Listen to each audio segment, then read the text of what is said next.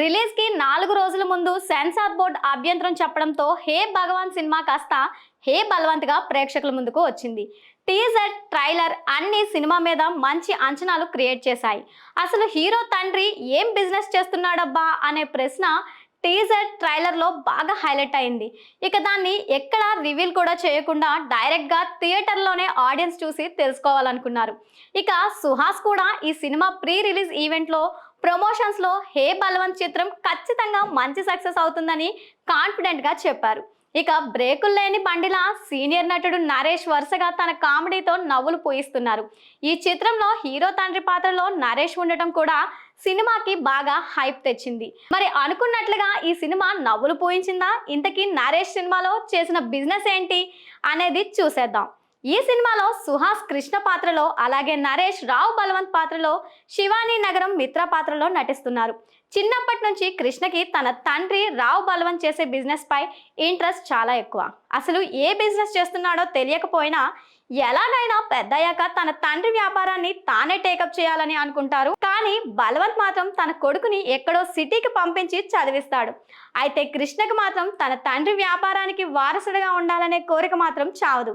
ఎంత ఇంట్రెస్ట్ చూపించినా తన తండ్రి ఎందుకు తనని బిజినెస్ లోనికి రానివ్వటం లేదు అనేది కృష్ణకు అర్థం కాదు. అయితే సడన్ గా ఒకరోజు బలవంత్ కి హార్ట్ స్ట్రోక్ వచ్చి ఆసుపత్రిలో చేరుతాడు.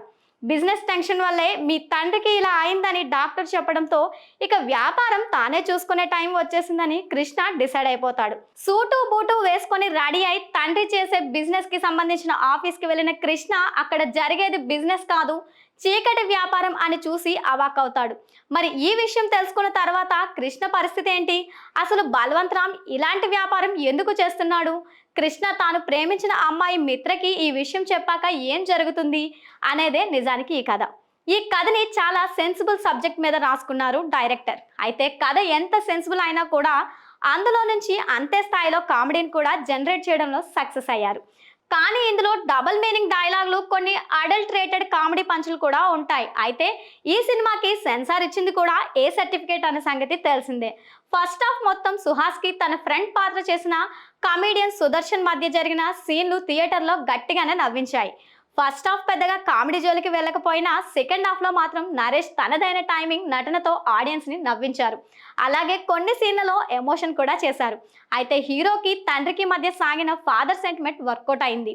యాంకర్ శ్రవంతి చొక్కారపు ఇందులో చంపకమాల అనే పాత్రలో నటించారు. కామెడీ విషయంలో మాత్రం అందరూ నవ్వులు పోయించారు.